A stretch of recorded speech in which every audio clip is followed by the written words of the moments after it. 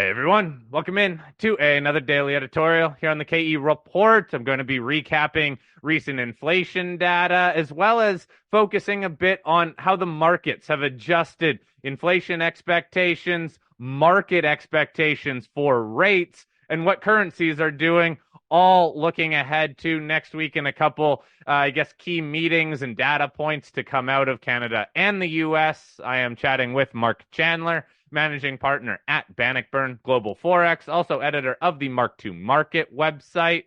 Marc, let's start off with yesterday's inflation data. The PCE data was right in line with expectations, continuing to show that inflation is trickling lower. It's not moving in a straight line lower, but it is at least moderating and getting closer to that 2% target level. Marc, your takeaway from the inflation data and more the trends that we continue to see in the data. Sure. So I think that I'd say that this is the difference partly between the retail and the institutional market participants in the capital markets. A lot of the retail, you see this in some of the popular presses, a lot of people focusing on the PCE deflator that was out yesterday. However, institutional participants know that the data, the PCE deflator, had been anticipated, and the economists get very close to it once they know the CPI and PPI. And so, because those come out earlier, I'd say for institutional investors, the PCE deflator, which, as you say, slowed a bit from a 2.6% down to 2.4% on a year-over-year basis, and the core rate slowed from 2.9 to 2.8. This is exactly what the market expected, and that really means that when we want to look at the signal for U.S. inflation, it really comes from the CPI number. Perhaps the most surprising thing, though, about that data yesterday was the jump in personal income. The market was looking for about a 0.4% increase. Instead, we got a 1% increase. And partly what's happening there is that, we usually think about income as being driven by wages and salaries. Often it is. But this time, dividends accounted for about a third of the increase in personal income. And secondly, we get the U.S. is a cost of living adjustment to Social Security, and that was worth about 20%. So between those two factors, the Social Security and the dividends, that accounted for about half of the increase in personal income, which theoretically should fuel consumption down the road. Marc, let's carry this over then to what the market is telling us about interest rates and how it is more aligning, I guess, with what the Fed has been saying. Look, the 10-year for the last about 3 weeks, it's been holding above 4%, above 4.2%, trading sideways. Now, this is broadly higher than it was through all of December and all of January. What are you seeing in terms of what the market is now telling us about where rates are going, aligned more with what the Fed has been telling us? Yeah, so remember at the end of last year, the market got in its head, and I'm not sure how it got to this conclusion, but that the Fed would cut rates 6 and maybe 7 times this year. In December's FOMC meeting, the median forecast from Fed officials was for 3 cuts. So the market, and I think we saw this happen several times last year, where the market runs well ahead of the Federal Reserve and then later converges with the Fed. A lot of times when I read the foreign press, they're critical of the Federal Reserve because they think it's a slave to the markets. But instead, last year and this year, we've seen the markets converge with the Fed. So that the Fed funds futures, are no longer looking for 6 or maybe 7 rate cuts this year, but instead have priced in now 3 and about a 1 in 3 chance of a 4th hike. So this convergence with the Fed, I think, is an important development.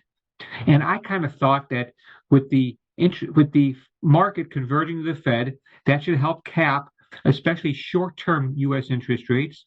And I thought that would also cap the dollar. But the dollar has been fairly strong still. So, Marc, why do you think the dollar is remaining so strong? We entered this year with so many people thinking the dollar would go lower, but U.S. data has been better. That could be supporting it. Less rate cut odds. That could also be supporting it. What, in your mind, is keeping the dollar elevated? Yeah, partly I'm a bit puzzled, but I want to say that the story is clear, though, that it still seems quite clear that the U.S. economy is sort of the driest towel on the rack. The U.S. economy may be slowing, but Europe is stagnant or worse. The Japanese economy contracted last two quarters of 2023, and it's off to a very weak start here in 2024. And we all know of China's problems. So it still seems to me that a couple of things. One, you still are paid because of interest rate differentials. Short-term traders, especially momentum traders, still paid to be long the US dollar. Secondly, the news from Europe and Japan is poor at best. And thirdly, what I point out is, I often think about the policy mix, monetary policy and fiscal policy. In the US, we still have a fairly constructive policy mix. And the policy mix is a large budget deficit, that's stimulative spending, and that budget deficit is roughly twice the size of the Eurozone's. We're looking at like something like 6% this year. And we've got tight monetary policy. And that policy mix, tight monetary, loose fiscal, tends to be very supportive of a currency. And that's exactly what the US has. Quick comment then, Mark. We talk so much about rate increases, rate cuts, but what about the Fed's balance sheet? They continue to unwind the balance sheet. Now, it did explode over COVID, but it's on a different trajectory, heading lower. I think we're all waiting to hear when that's going to stop, but what are your expectations around this balance sheet unwind? Yeah, I think that the balance sheet unwind is going to continue. But unlike what happened in the last attempt at QT, reserves at the banks haven't really fallen, partly because the money markets, sort of money market funds, have shifted out of the reverse repo agreement with the Fed, where they would park capital and buying T-bills instead. And so reserves haven't really fallen as far, which means the QT is not as tight. There's not tightening conditions as much as it had in the past. I suspect, though, that the Federal Reserve will want to taper before they stop. And I imagine that they'll do this. I think that we can get an announcement as early as March for the broad game plan. But I would look for them to taper before stopping, maybe in Q3 to stop. That's around when people expect the first rate cut as well. What's interesting is other countries are sort of having to wrestle with the same issue. And what's notable is that one of the deputy governors of the Bank of England this past week suggested that they might unwind their full balance sheet. They get rid of all the assets that they bought during COVID and what they had before to help clear the deck to allow them to build again if a situation requires. So I think we'll see central banks sort of experiment a little bit, but I think that generally speaking, both the U.S. and the ECB reduce their balance sheets only up to a point. That I want to say that during the Great Depression, countries discovered the central government's balance sheet. Right? We now run not just the U.S., but most countries run almost a permanent budget deficit. That is the government's balance sheet being brought into play to help support aggregate demand. I think during the great financial crisis and subsequently, the central bank's balance sheets have been brought into play. And I think that the way power works is that it stays in play. That once we've discovered these balance sheets, it's hard to really get rid of them. The system sort of grows around it, if you will. Interesting. So Mark, if we take a step back though, looking at the market in terms of the system, seems like most things are moving higher right now. I guess outside of bonds, because we do have these generally higher rates, but markets continue to push to all-time highs, or at least close to all-time highs. Even Bitcoin is running now. The market, at least right now, which is probably final last words, it seems pretty stable and seems quite bullish. Yeah, at the fourth quarter of last year, stocks rallied because people said the Fed would cut interest rates, or central banks generally would cut interest rates this year. Now that the market has pushed back the first cuts and reduced the amount of cuts this year, stock markets rallying. Why? People say, well, good growth potential. And remember, like you say, it's not just the U.S. stock market or, say, crypto. We're seeing the Japanese stock market reach record highs, which we haven't seen since the late 80s. The European stock 600 is also at record highs. So this is across the board, a global move. And what's interesting too is that this past month, emerging market stocks, so the MSCI Emerging Market Equity Index, has risen by more than the so they call it the G10 stock market.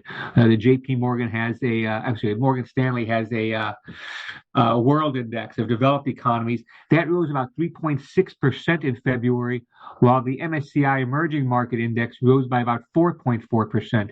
So I think to your point, this is people buying risk assets, emerging markets, as well as, like you say, crypto, equities, broadly speaking. Well, then, Mark, let's look ahead to next week. Just a quick comment on Bank of Canada meeting and an ECB meeting. Neither are really expected to do anything like cut rates or really adjust too much policy, but anything that you're looking at that could be a surprise. No, I think that the Bank of Canada is not going to do anything. I think it's still a couple of months early for the Bank of Canada. The market looks like it's leaning towards a June cut. But today's, excuse me, the GDP data we saw earlier this week was a bit disappointing for the month of December, even though the Q4 GDP came out in line with expectations, up about 1%. Notably, the Q3 GDP contraction was halved to about 0.5% decline. So I think Bank of Canada still waiting a little bit more for the underlying core measures of inflation to moderate more. ECB, of course, larger central bank, more interesting. They're not going to do anything either, but we could see the ECB staff cut the growth forecast and the inflation forecast, and this will help set the table, if you will, for a rate cut, possibly before the middle of the year. Now, the other data point for next week is jobs data out of the US and out of Canada. US is obviously more closely followed. What are you looking for? Yeah, so if the U.S. economy is going to slow down like many of us think, we need to see it in the labor market.